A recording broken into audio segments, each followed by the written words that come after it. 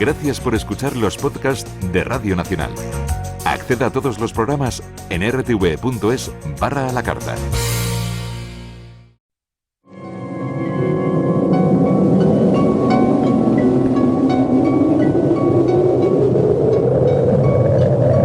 Solo cuando el túnel está en la más absoluta oscuridad es cuando puede volver otra vez la luz.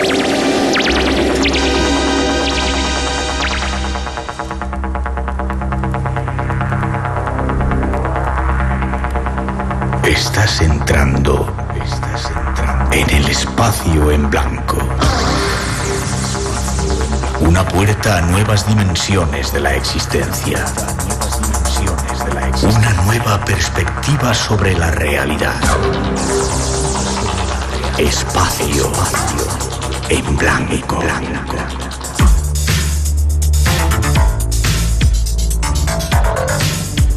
Una producción escrita y dirigida por Miguel Blanco. Hola, buenas madrugadas, ya llegamos en plena Semana Santa. Tiempo de vacaciones para muchos o de celebraciones sagradas. Ya estamos aquí dispuestos a llevaros de viaje una semana más por esos mundos que aquí nos gustan. Noche queremos penetrar en ellos y tratar de buscar respuestas. En segundo lugar, maestro don José María Íñigo, ¿cómo estás? Hola Miguel, ¿qué tal? Encantadísimo estar contigo un momento. Y yo de que estés aquí en el espacio en blanco. Habéis escrito un libro los dos, ahora ya me dedico a ti y dejamos a David que se calle un poquito. Un libro que se llama 100 misterios sin resolver. ¿Cómo va a ser? ¿Cómo te has metido en este lío tú, José María? Bueno, pues a mí siempre me han interesado los misterios o la gente un poco diferente y curiosa.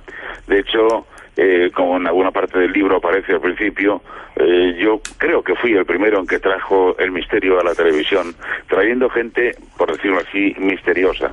Es decir, gente que se salía del camino trillado. Y claro, todo el mundo recuerda lo de Uri Geller y no vamos a hablar ahora de Uri Geller. Pero antes que Uri Geller yo traje otra serie de gentes, como Matthew Hennings, el hombre que hacía crecer las plantas con la fuerza de su mente, que lo hizo allí delante de todo el mundo. Ajá. Y otros también, el filipino Tamao, que era capaz de estar sepultado con 1,5 toneladas de arena que echamos en el estudio sobre un ataúd en el que estaba él metido y aguantar ahí casi 2 horas sin respirar. Él decía que podía estar más, pero a mí me dio miedo de que le pudiera pasar algo y al cabo de casi 2 horas le quitamos la tierra para ver si seguía vivo, y efectivamente estaba perfectamente Él decía que podía casi parar su corazón e hibernar como hacen determinados animales. Además de otras cosas, en su día fue crucificado en Filipinas. Sí. Hay una costumbre en Filipinas en Semana Santa de crucificar a algunos que desean ser crucificados al estilo de Jesucristo, manos, pies, etcétera, y transportados en una cruz. Bueno, pues lo hacía. No me atreví a hacerlo porque podría tener connotaciones religiosas y molestar a gente. Ajá. Y yo empecé a traer a gente así, que hacía cosas diferentes, y bueno, pues funcionaban muy bien en la televisión. Y algunos han pasado prácticamente a la historia, ¿no? Ya. Dime una cosa, José María, ¿qué año estamos hablando? Era directísimo el programa, Sí, ¿no? Estamos hablando del año 70, 71, 72, 73 y hasta el 75. ¿Cuánta audiencia cuántos millones tenías de audiencia entonces? Pues 18 o 20 millones de audiencia. Yo recuerdo otro de los personajes que traje fue el famoso alquimista Conde de Saint-Germain. Conde de Saint-Germain. Eso lo vi yo también, me acuerdo, fíjate. Sí, que convertía el plomo en oro. Sí. Realmente lo convertí yo, no él. Eso sí, utilizando unos polvos que él decían que eran los polvos de la piedra filosofal. No sé qué historia contaba. La contaba muy seriamente y de una manera muy creída. Pero lo cierto es que yo recuerdo que aquel día en el que se hizo en el Estudio 1 la transformación del plomo en oro, yo llevé para que fueran testigos de excepción, pero testigos de allí, a medio metro de donde sucedía todo, a 2 químicos, 2 doctores en química, a 2 joyeros y al mago Tamariz, y todos estábamos allí viendo lo que yo hacía, que ni siquiera lo hacía él. Yo seguía sus instrucciones, y aquel trozo de plomo que estaba firmado por mí, poco a poco, al calentarlo, se iba convirtiendo en un trozo de metal dorado, con mi propia firma, y aquello era oro. Cuando yo se lo di a los químicos, me dijeron, esto es oro, no tiene ninguna duda. Pero los joyeros dijeron, esto es imposible, pero es oro. ¿Lo analizaron? Pues sabes que... Sí.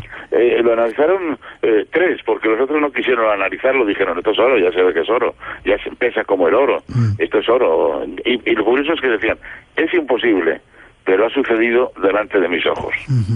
Dices que Uri Geller, no quieres hablar mucho de él, pero a mí... No, me refiero que lo recordamos todo, pero lo importante no era como algunos piensan lo que él hacía, es decir, lo que veíamos hacer a él, que era rozar con su dedo una cuchara y la cuchara se rompía.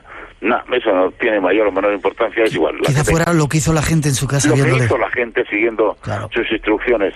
Él dijo, hagan ustedes como hago yo, así, rocen suavemente la cuchara, pero suavemente, sin presionar nada, y cuando se le cayó en la cuchara, en cientos de miles de hogares se cayó la cuchara. Sí. ¿Cuántas cucharas eso ya es otra cosa. ¿Cuántas cucharas se rompieron aquel día? Pues cientos de miles. Yo recibí testimonio, pero hasta que me cansé de 20 y tantos mil correos, cartas, telegramas. Fue una cosa tremenda. José María, yo no sé si estuvo una vez o volvió, porque yo recuerdo otra vez con los relojes, que fue la leche. Sí, fue el mismo día. El mismo día, vale. El mismo día, relojes y cucharas. Sí. Relojes que estaban sin funcionar, perdidos en cualquier cajón, pues igualmente pues empezaron a funcionar. Sí. Y claro, cuando esto te pasa a ti, pues entonces eso ya empieza a tener su aquel, ¿no? Yo recuerdo... Porque no es que veas a alguien que hace algo, no. Es que ese alguien que está en la televisión te dice que tú hagas algo y haciéndolo, pues bueno, se manifiesta el fenómeno. Yo recuerdo, nunca cuento historias mías, un tío mío que no creía en esas historias, tenía un reloj que habían regalado guardado en un cajón, le dije, aprovecha, lo sacó y aquello empezó a funcionar y... Fíjate, así es, tremendo. Hombre, esta gente, muchos lo ponen en duda, pero no se puede ir por la vida y por el mundo engañando a todo el mundo todo el tiempo. Todo el tiempo. Bueno, puedes engañar, en fin, claro que hay farsantes, ¿no? Pero bueno, pueden engañar a 1, a 2, a 5, a 10. No puedes vivir de esto, de engañar a la gente porque te pillan, más tarde o más temprano te pillan, ¿no? Y este hombre ahora pues es multimillonario, trabajó para Petromex, Petróleos de México, como zahorí de petróleo. Salía cada mañana, durante el tiempo que estuvo trabajando con ellos, en un helicóptero y decía, allí, y hacían una prospección, coño, allí había petróleo. Y esta gente pues le pagó muy bien y es multimillonario.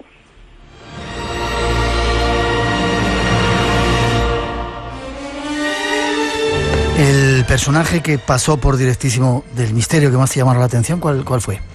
Sin duda el que más ha llamado la atención al público fue Uri Geller. A mí el que más me llamó la atención fue Matthew Hennings, el hombre que hacía crecer las plantas a distancia con la fuerza de su mente. Era británico, ¿no? Era un chaval tendría 28 30 años, un tipo raro al que su madre ya de pequeño descubrió que tenía ciertas cualidades que los demás niños no tenían y que él se la tomaba como juego. Pero claro, yo lo leí esto en un periódico inglés y me puse en contacto con él, le trajimos aquí, y es curioso porque me dijo, compre usted una planta, flores no, planta porque se ve mejor, planta de tallo, y la guarda en un sitio donde quiera, y cuando llega el momento, después de la entrevista, en el medio de la entrevista, pues usted la saca allí a 2 o 3 metros de donde yo estoy, yo no quiero ni tocarla, ni acercarme, y me dice lo que siempre me han dicho esta gente, unas veces funciona y otras no. Es decir, yo no soy un mago. A un mago no le falla un truco nunca, primero porque nunca dicen lo que van a hacer. Y nunca dicen lo que hacen ni hacen lo que dicen. Pero no le falla un truco, nunca. Pero a esta gente que no son magos les puede fallar. Y pues igual, compré yo una planta que la tuvimos custodiada en un camerino con 2 personas, una dentro y otra fuera, que jamás se movieron de ahí. Cuando llegó el momento, sacaron las 2 azafatas, la planta la pusieron en medio del estudio, este tipo empezó a mirar la planta fijamente, fueron no serían más de 4 minutos, 3-4 minutos en una tensión tremenda, y de repente vimos cómo la planta crecía, que veíamos cómo crecía. No es que creció 7 metros, pero una planta que tendría 20 centímetros, pues al final tenía 30 y tantos centímetros, casi 40 centímetros, duplicó su altura, delante de todos nosotros, que éramos 400 o 500 personas de público, ¿no? Coño, eso asusta, ¿no? A mí al menos me asusta. Pero tampoco quiero entrar muy en detalle de eso, porque la verdad es que eso Hombre, te asusta hasta después del programa. Un tipo que pueda tener esos poderes, fíjate que no digo yo, a lo mejor puede hacer otras cosas con la mente. O sea, ¿qué pasa si hace lo mismo conmigo? Hombre, me hubiera venido bien crecer 20 centímetros, pero tampoco quise yo tomar ese riesgo.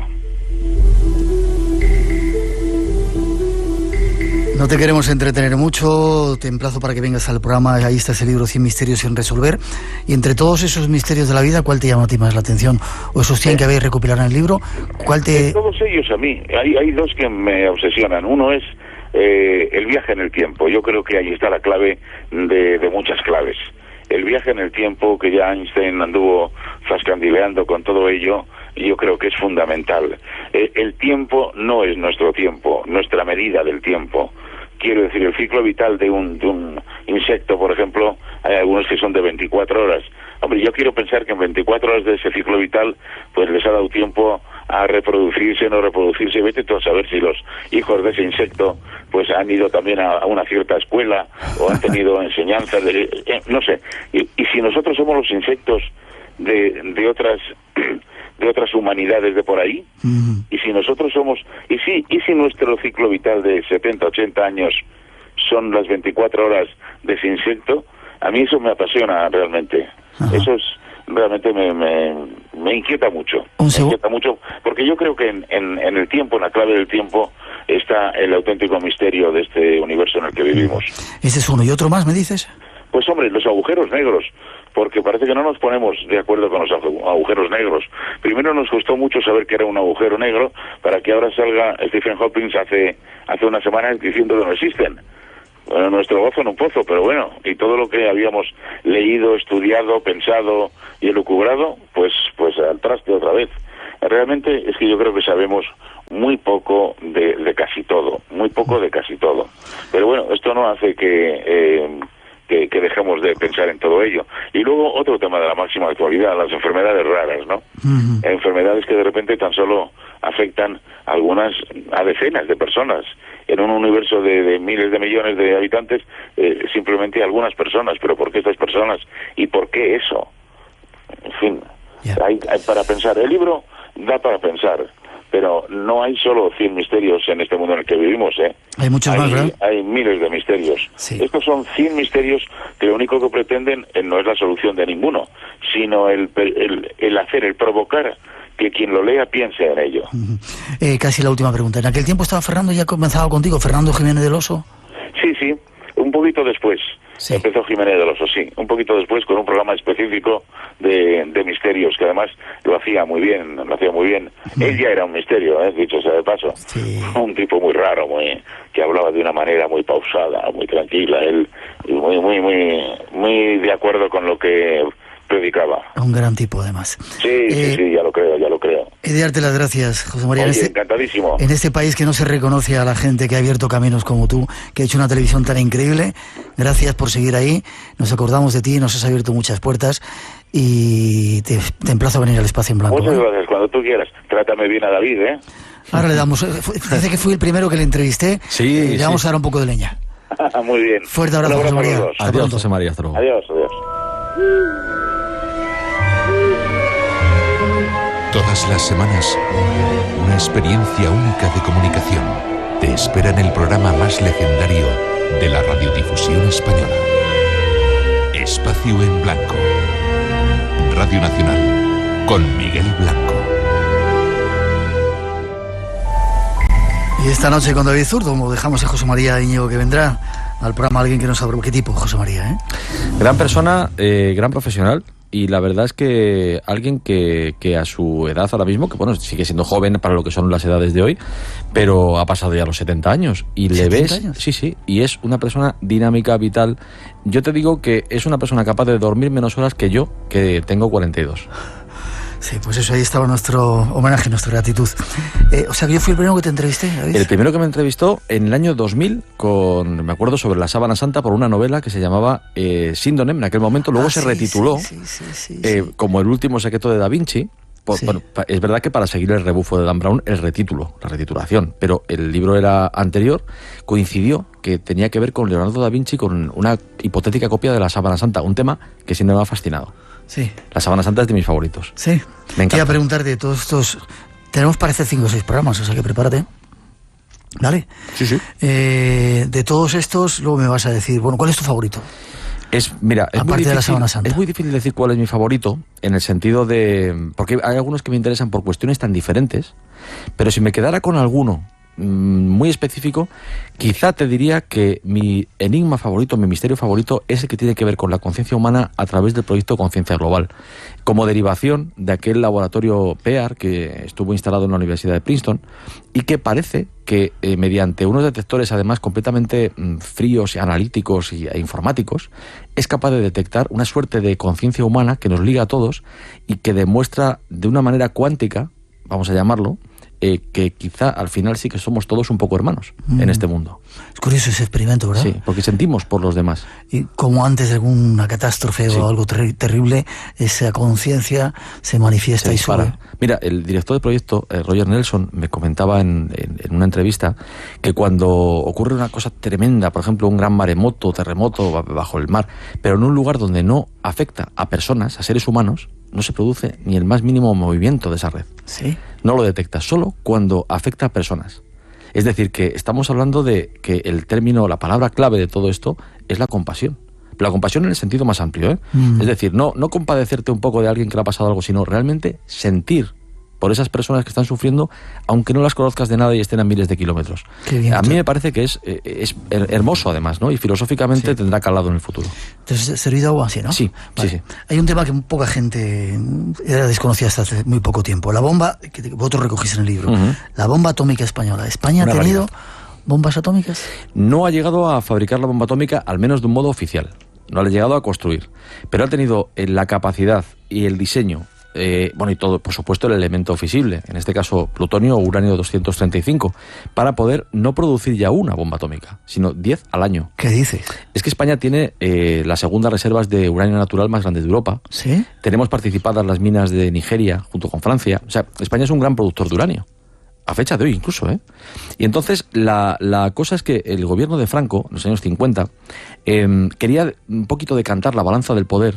Estados Unidos es aliado, llamémoslo natural, tanto de España como de Marruecos, por la posición geográfica. Pero claro, que Franco quería que fuese más aliado de España, más que de Marruecos.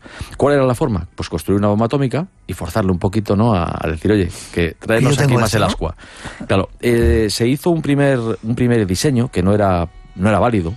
Se hizo en los principios de los 60, en lo que era en aquel momento la Junta de Energía Nuclear, hoy el CIEMAT, está en la Ciudad Universitaria de Madrid, y se hizo ese primer, ya digo, intento, y al final no había tecnología todavía suficiente como para fabricarla, pero ocurrió el famoso episodio de Palomares. ¿Qué iba a decir ahora mismo? Claro, las bombas de Palomares, por cierto, no eran atómicas, eran termonucleares, eran de fusión nuclear, no de fisión, como la de Hiroshima o Nagasaki, muchísimo más potentes, de hidrógeno, no contaminantes en principio, pero tienen un detonador, vamos a llamarlo, que es una bomba atómica, pequeñita. Una de esas bombas, una bomba H, la recuperó España y la estudió. Era aquello de, buscamos para darosla, pero primero la estudiamos. Y fue ese ápice de tecnología que faltaba. Y entonces el detonador ese. Se consiguió, claro, lo que faltaba por saber de lo que era una bomba atómica. Ya digo que es la parte del detonador de la bomba H, la bomba de hidrógeno. Ya digo, infinitamente más potente. Y España entonces ya tuvo un diseño potencialmente válido. Se hizo hasta un proyecto para detonar una bomba atómica en el desierto del Sáhara, en el 71, y además es curioso, porque fíjate, iba a costar 8.700.000 pesetas de aquellas. ¿El proyecto? El proyecto de explotar una bomba en el Sáhara, que era protectorado español en aquel momento, y era el mejor lugar apartado, que tampoco tal, y sobre todo Marruecos se iba a enterar de que teníamos la bomba atómica, y los americanos más todavía. Pero al final no se construyó, y ahí sabes que hay una gran conspiración, ¿no? Conspiranoia acerca de por qué no se construyó con el tema del atentado.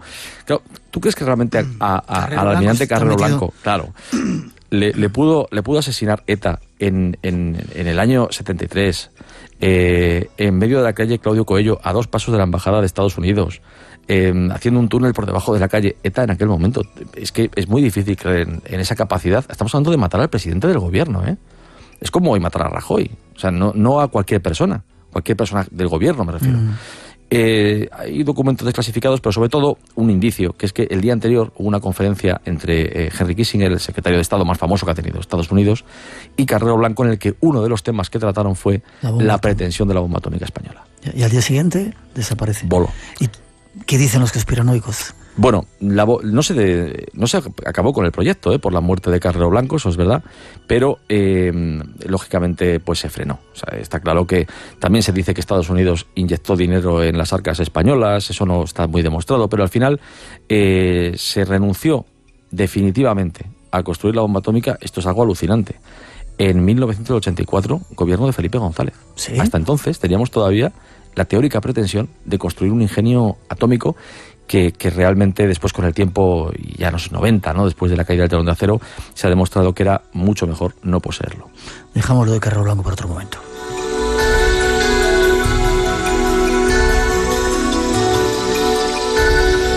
Hablando de aquellos tiempos, Franco era muy esotérico, tenía mucha...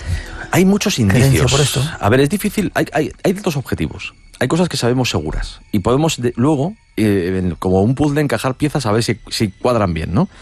Primera cosa, Franco tenía en su juventud un apodo de sus compañeros militares cuando estaba en Marruecos, destinado, que era, ya cuando era general, sabes que fue desde Napoleón el general más joven de Europa, y le llamaban el general sin misas y sin mises, porque no era ni religioso, fíjate, ni mujeriego.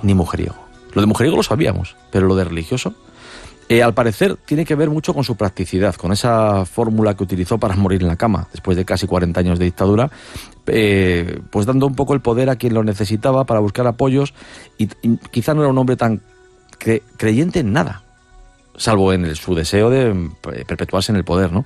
Cosa que consiguió. Y luego también Mersida, una vamos a llamar bruja, una vidente, de origen, bueno, tenía sangre bereber en sus venas, estaba en Marruecos y él parece bastante seguro que al menos una vez le consultó el porvenir de su familia, luego ya lo de las sesiones de espiritismo en las que teóricamente pudo participar y tal, no se sabe seguro. También tema de la masonería.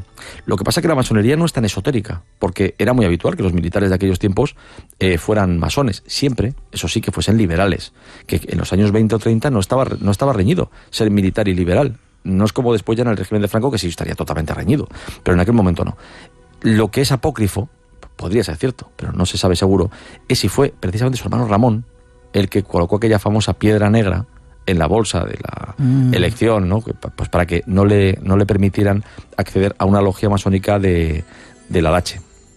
Eso, ya digo, eso es apócrifo, pero desde luego que Franco intentó ser masón es casi seguro que es verdad. Luego quizá otra vez en Madrid, después durante la República. Hay quien dice que por eso esa aversión hacia ellos, ¿no? Y esa inquina y ese machaque que tenían contra los masones. Es que es increíble. El fundador de la masonería en España, el duque de Wharton, que estaba enterrado en el monasterio de Poblet, o sea, en suelo sagrado, Franco obligó a que lo desenterrasen de allí y lo sacasen a suelo, vamos a decir, no sagrado, no hace falta que fuese especialmente distinto, simplemente fuera de la iglesia, de ese gran convento, ¿no? Luego, prácticamente, prohibió los símbolos masónicos en todos los cementerios a partir del año 37, salvo en uno, el Cementerio Civil de Madrid. ¿Sí? Que está lleno, repleto. Si alguien tiene interés, puede ir, pertenece al cementerio de la Almudena, está a un lado de la avenida de Daroca, es más pequeño. Antes también estaba el cementerio judío en la parte baja, pero ahora se ha trasladado, y podemos ver símbolos masónicos, pero de todo tipo. Y luego ya más recientemente, después de la dictadura, pues también, como es lógico, símbolos ya profanos o comunistas, porque claro, ya digamos un cementerio, digámoslo, libre.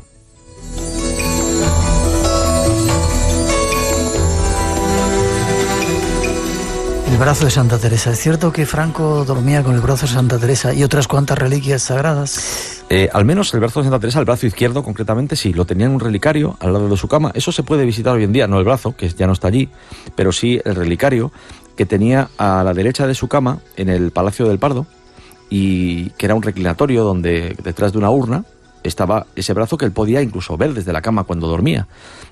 Por cierto, que dormía en cama separada con Carmen Polo, cada uno con su cama, ¿no? ¿Cómo tiene que ser? Tipo los americanos, muy típico. ¿Cómo tiene que ser? Bueno, ese es el hecho.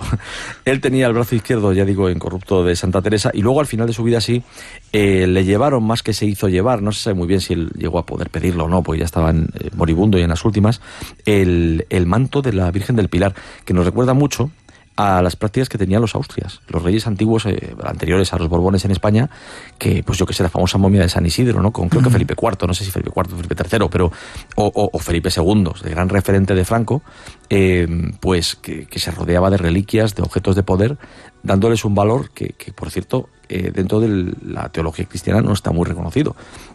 Siempre se busca que la reliquia es algo que rememora a un santo, pero no el poder de las reliquias. Eso no es teológicamente demasiado cristiano, ¿no? Aunque se tolera. La Cruz de los Caídos es un lugar muy esotérico, muy especial que Franco eligió. Sí, la verdad es que hay un dato que nos lleva a pensar que el lugar, aunque hay un pequeño relato con el general Moscardó, el famoso, en aquel otro momento coronel, cuando el famoso episodio del Alcázar de Toledo, bueno, pues el general Moscardó acompañó a Franco y yo creo que se creyó un poco la bola, vamos, si me permite decirlo así, ¿sí? Que le contó Franco, porque le dijo un día, oye, vámonos a buscar el sitio donde voy a poner el Valle de los Caídos, pero en ese plan, ¿eh? Y Moscardó... Pero sin saber dónde iba ni nada. Eso pensaba Moscardó. Entonces llegan a un sitio, Franco empieza a subir la montaña, que es tal, y dice, aquí me gusta. Bueno, pues ese aquí me gusta, justo está alineado respecto de la cumbre del punto más alto del monte Abantos, también muy sagrado para los antiguos pues habitantes, ¿no?, de la península, con la cúpula, el centro de la cúpula de El Escorial. Con lo cual es bastante obvio que no fue una casualidad. Y Franco seguramente a través del servicio cartográfico del ejército ya había estudiado mapas para colocar en ese lugar justo, en el Risco de la Nava, la basílica, que está horadada en la roca, junto con esa enorme, inmensa cruz, el mayor rollo, vamos a llamar, crucero que hay en España y en el mundo. Espacio en blanco. Una puerta abierta hacia lo desconocido. Entra con nosotros. Todas las madrugadas de sábados en Radio Nacional.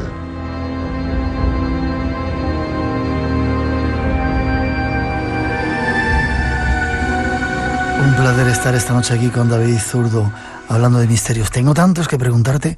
Visionarios del futuro.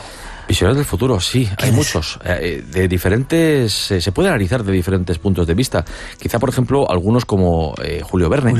Es un caso muy típico, que sería más visionarios del futuro en cuanto a anunciar a través de la literatura inventos, novedades, innovaciones, incluso formas de pensar, quizá, que vendrían más adelante. George Orwell también es otro caso, en este caso más social, ¿no?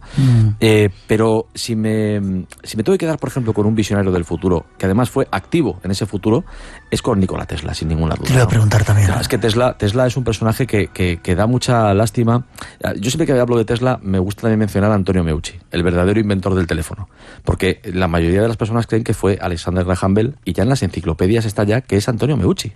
¿Antonio? Meucci, un italo-americano, que por problemas de salud y económicos no pudo renovar una patente sobre el teléfono, que además envió a Western Union, y 2 años después apareció Graham Bell, que trabajaba en Western Union con el teléfono, o sea, blanco y en botella. ¿No era Nikola Tesla el que había inventado...? No, el Nikola Tesla es la radio. La radio, vale, sí, había confundido el teléfono. Que no es que la inventase él directamente, se podría decir, en el sentido más amplio. Sí, pues Marconi, pues se le puede atribuir el invento de la radio, pero claro, siempre que admitamos que utilizó 17 patentes de Tesla. Entonces, hombre, decir que inventas algo que utiliza 17 patentes de otra persona, pues es muy relativo, ¿no? En nuestro día, desde luego, no se hubiese aceptado. Tesla lo que hizo fue... Primero, a mí me gusta mucho su frase, que era, el futuro es mío. Él no tenía ningún problema en admitir que Edison en su día le iba a vencer. Él tuvo una gran polémica con él. Edison se fue por las ferias de Estados Unidos electrocutando hasta elefantes para decir que la forma de transmitir la electricidad que defendía Tesla, que es la corriente continua, alterna, la que todos tenemos en las casas, era peligrosa. Bueno, fue peligrosa para algunos porque gracias a ella se construyó la primera silla eléctrica en Sing Sing y se electrocutó al primer preso en una práctica que todavía sigue en Estados Unidos, ¿no? Bueno, pues el caso es que Tesla, a él le debemos, aparte ya de cuestiones otras que entran dentro del terreno del verdadero misterio, les debemos los motores eléctricos que utilizamos en casi todos los aparatos. La transmisión de energía eléctrica, la normal, la de por cables, pero también descubrió, inventó la inalámbrica, que nunca se puso en marcha porque no se podía tarificar. Es decir, podríamos utilizar sistemas que empleasen una electricidad sin cables, sin hilos, que podría abastecer hasta incluso un coche por una carretera. Pero ¿cómo lo cobras? Claro. ¿Cómo lo cobras? Entonces, Claro. ¿quién lo va a implantar? Fíjate cómo es nuestro mundo, pero así es. Y luego hay la parte ya de relativa conspiración o conspiranoia, que es la de qué inventó Tesla, que se llevó el FBI de todos sus papeles cuando él muere en Nueva York, en el hotel en el que vivía, y se dedicaba prácticamente ya solo a cuidar palomas, que era una obsesión suya al final de su vida. ¿Y por qué se llevó todos aquellos papeles? El rayo de la muerte, famoso, se habla mucho de él, capaz de derribar aviones en vuelo. Bueno, eso ya queda más, ya digo, dentro del terreno de la especulación. Sí que es verdad que hoy en día hay sistemas militares que como mínimo están inspirados en las ideas de Tesla. ¿Cómo se llama el italoamericano que inventó el teléfono? Antonio Meucci. Que quede claro.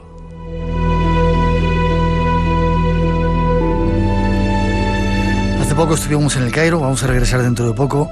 ¿Cómo se construyeron las pirámides de Giza? Sí, pues, ¿cómo se construyeron? En el libro recogemos una teoría de cómo se construyeron. Hace poco estuvo un compañero, José Miguel Parra, y bueno, daba una teoría ortodoxa y le han dado leña por todos los sitios. Yo le preguntaba si lo hicieron los extraterrestres y él decía, claro que no, evidentemente los egipcios, lo que dicen allí, ¿no? Los ortodoxos, pero ¿qué teorías dais? Pues es una teoría de, bueno, es de un arquitecto español, concretamente es el diseñador de la Embajada de España en el Cairo, también es esto conservador, es el título que tiene del Senado. O sea, hablamos de una persona que tiene pues un gran peso. Quiero decir que no es un iluminado que de repente se le ha ocurrido decir que eso ha sido hecho de una manera extraña. Bueno, la cuestión es que hay datos objetivos en las pirámides egipcias que son la correspondencia entre su tamaño y el reinado de los faraones que teóricamente los mandaron construir. Yo, con toda sinceridad, tengo que admitir ahí, para recoger esa teoría, varias cuestiones en las que puedo no estar del todo de acuerdo. Y es la datación, por ejemplo, de las pirámides. Pero bueno, no entremos en ello. No es una teoría personal mía, sino... Y al parecer, la única forma de construir las pirámides de un modo, vamos a decir, sin herramientas extrañas que no conozcamos, sin conocer el hierro, sin intervención de seres extraterrestres o no extraterrestres, sería colocando las piedras por una especie de capa, olvidémonos de rampas, que serían una obra aún mayor que la propia pirámide, claro, y izándolas, utilizando unas como contrapeso de otras, cosa que tiene bastante lógica, para poder colocar tantas piedras al día, porque no sé si salía la cálculo a 700 y pico piedras enormes, inmensas, al día. ¿Qué pasa también? Que cuando muere el faraón, en teoría, la pirámide hay que cavarla. ¿Y cómo la acabas si la tienes hecha, digamos, como si fuese solamente un tronco de pirámide? Si la tienes hecha por capas, siempre es una pirámide. Colocas la última capa, cierras y ya está. Y durante el tiempo, en teoría, de la momificación del faraón, de todo el proceso de momificación, daría tiempo, con independencia del tamaño de la pirámide, a terminar la última capa. Bueno, ya digo, es una teoría. Ahí está dicha. Porque lo que sí que es cierto es que a ciencia cierta, perdón por la redundancia, no sabemos actualmente, igual que con la sábana santa, ¿no? ¿Cómo demonios está hecho? Y somos personas ya del siglo XXI que sabemos, siempre decimos que no, sabemos muchas cosas. Pues eso no lo sabemos.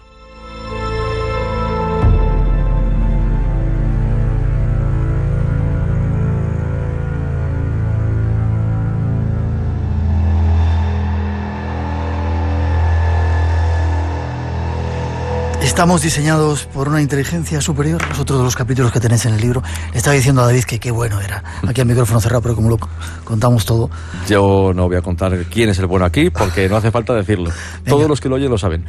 Pues diseñados por una inteligencia superior es un debate importante. Es verdad que hay un momento evolutivo en el que de pronto las especies parece como que salen disparadas en cuanto a su evolución genética, y nadie sabe ni cómo funciona, ni cómo ha sido, ni por qué. No entendemos la vida humana. Entendemos la vida, pero no entendemos cómo se generó. Se han hecho experimentos, el famoso experimento de Urey, aquel de intentar utilizar los ladrillos de la vida y a ver si se generaba una atmósfera como la de la Tierra primigenia, y no. Hay personas que defienden que estamos diseñados por una inteligencia superior, ya sea humana, biológica, como nosotros, o divina.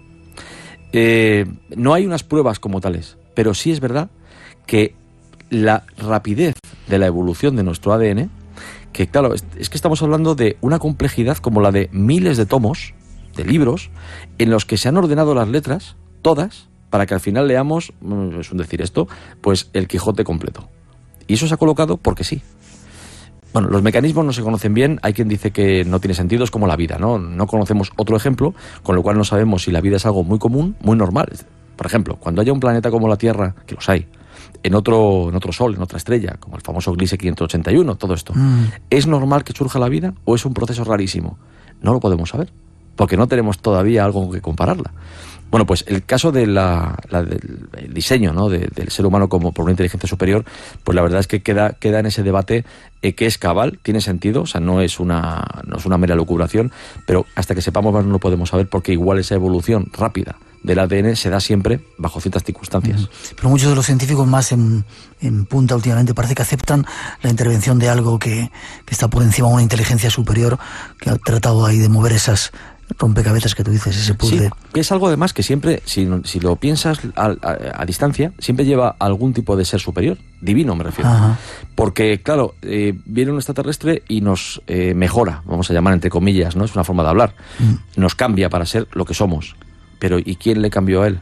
Claro. ¿Quién cambió al que le cambió a él? Y al final eso te tiene que llevar a la única entidad imaginable que está fuera de todo lo material y de todas las leyes que nos puedan, digamos, afectar a los seres que estamos dentro del universo. Da igual que creamos en él o no. La cuestión es que el único que estaría fuera de todo eso, el que no está sujeto a eso, sería Dios.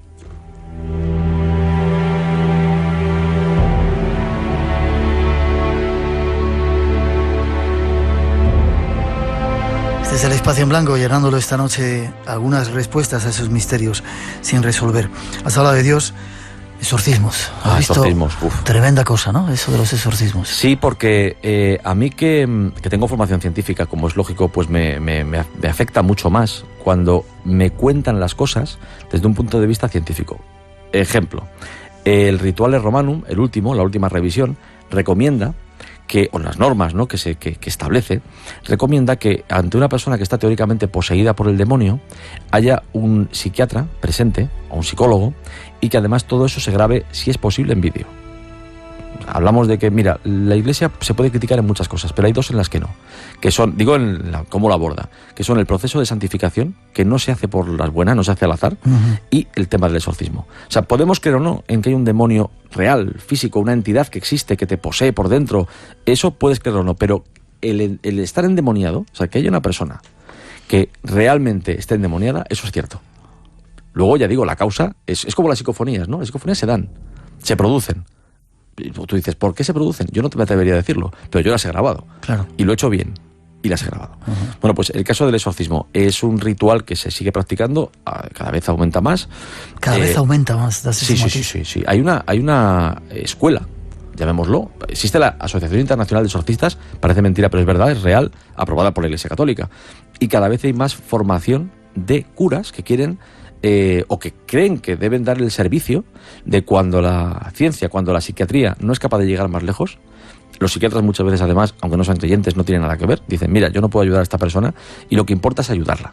No tanto si tengo razón yo o no tengo razón.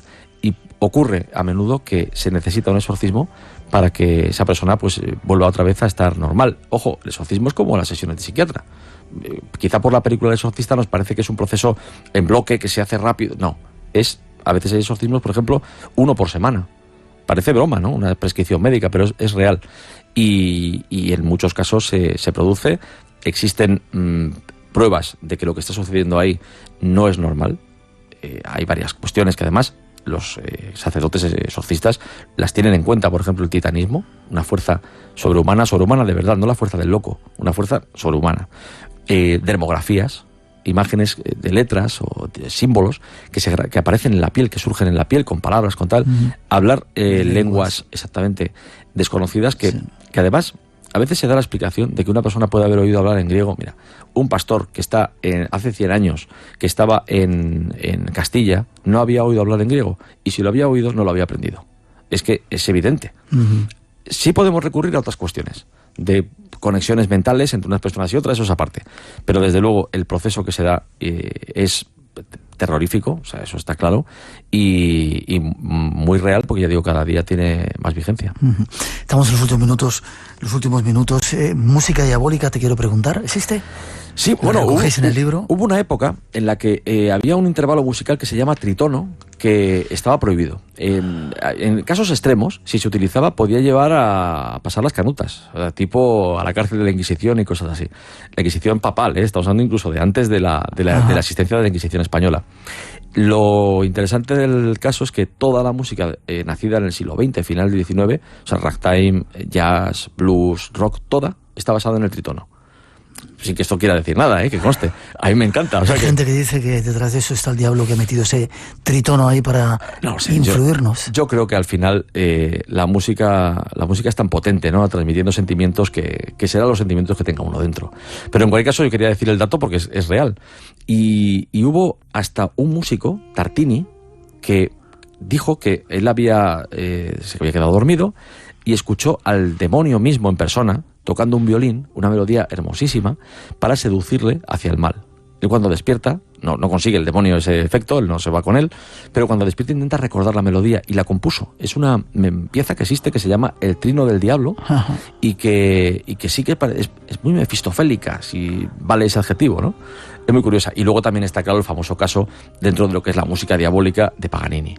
Aquel hombre que quizá fue el primer gran vendedor de su imagen. Había, Liszt y él, el pianista Liszt y Paganini como violinista, son los dos primeros músicos que consiguen el fenómeno fan.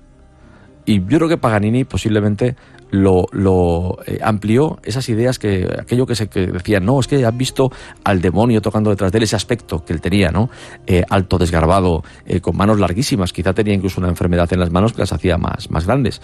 Pero bueno, la cosa está ahí. Se decía que él tenía un violín incluso endemoniado. Él poseyó 7 Stradivarius, pero su violín favorito era un Guarneri, que se llama El Cañón. Todavía existe, o sea, se puede tocar, está porque evidentemente en Cremona, en Cremona, en Italia, conservado como museo, se puede visitar, pero es un violín que se toca de vez en cuando, porque además si no un violín se estropea. Y la leyenda dice que cuando él muere, lo tiene agarrado entre sus manos, y como si fuese el alma de una mujer que tuviese aprisionada entre sus manos, y antes de irse, su gran recuerdo para este violín, que fue el que en su vida le hizo famoso.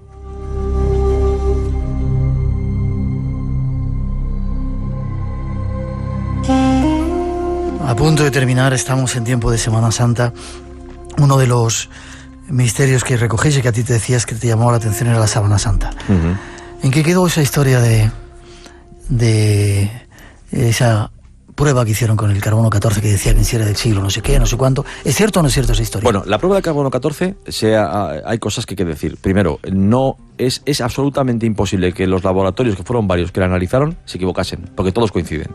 El problema es que la muestra que se les dio procedía, como es lógico, del mismo fragmento de la Sábana Santa. Por tanto, es evidente que cada laboratorio, si lo hace bien, tiene que dar la misma datación, 1260, 1390 es la datación, pero posiblemente estuviera contaminada y hubiese aumentado su cantidad de carbono, y por tanto también de carbono 14, del isótopo 14, y puede estar falseada. Pero mira, a mí lo que más me parece interesante de esa prueba, vamos a suponerlo. Venga, la Sábana Santa es de 1260, 1390. ¿Y quién hizo algo que hoy no sabemos cómo se hizo y que además era un negativo fotográfico? Leonardo. No estaba vivo todavía. Miguel Ángel. Tampoco. Ya. Claro, ¿quién la hace? Pero sobre todo es eso, cuando Secondo Pia, ¿no? Aquel abogado, fotógrafo aficionado, en 1898 hace las primeras fotos y ve los negativos, se da cuenta de que, claro, él ve un negativo de un negativo, luego es un positivo. Ve que la Sábana Santa es un positivo. Vale, ¿quién hizo un negativo fotográfico? Esto es incontrovertible, esto no es por cuestión de opiniones. En el siglo XIII, XIV, XV. Pues nadie. No, nadie teóricamente podía. Ahora vamos a suponer que es la mortaja de Jesús. Entonces, se produce la imagen porque él resucita en el famoso sepulcro de José de Arimatea.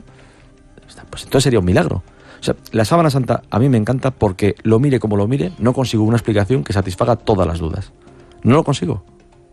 ¿Y te quedas tan tranquilo? No me quedo tan tranquilo, me fascina, pero me tengo que aguantar. El tiempo nos echa casi de la radio, ¿sabes cómo es esto, David? Sí. Yo quiero seguir hablando de estos asuntos por contigo. Supuesto. Yo quiero también. Que me sigas contando cosas, 100 misterios sin resolver. Si os interesa para pasar estas vacaciones, ¿hay forma de contacto contigo, con vosotros? Sí, para conocer algo más del libro. Bueno, mi página web es www.davidzurdo.com. y evidentemente el libro está en todas las librerías.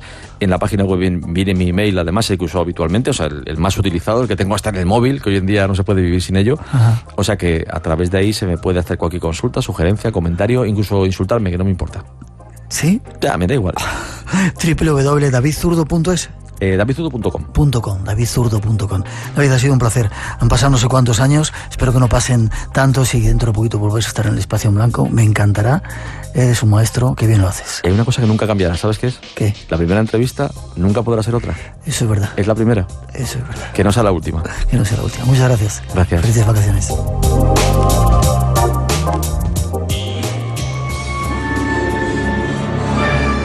¿Quieres entrar en otros mundos?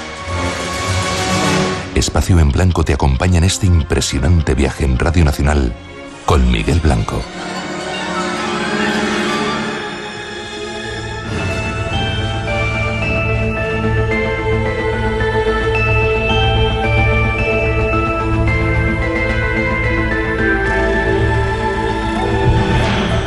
Algunas historias sorprendentes y misteriosas con nuestros dos especiales invitados. Tenemos que hacer una pausa. Serán tan solo unos minutos para la información de las 3, las 2 en las Islas Canarias, pero enseguida regresamos. Una hora de misterios os espera todavía en este espacio en blanco especial de hoy, y en ella queremos invitaros a conocer La Mala Semilla, una extraña historia de brujas. Pues queremos llevaros hasta la meseta de Giza. Allí queremos presentaros a uno de los guardianes espirituales de las grandes pirámides. No tenéis que perderos conocer a Tito, ya veréis qué personaje.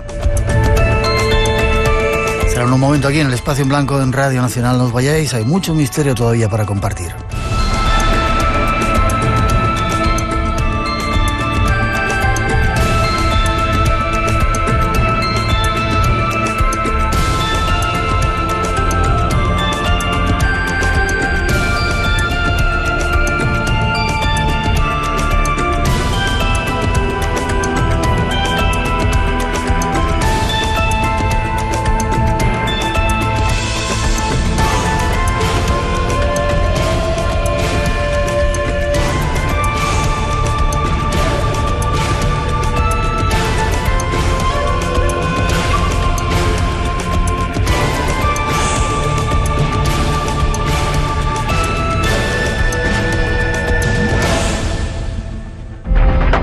Espacio en Blanco. El fin de semana de 2 a 4 en la madrugada del sábado. Tu cita con el misterio. Conecta con nosotros. En Radio Nacional con Miguel Blanco.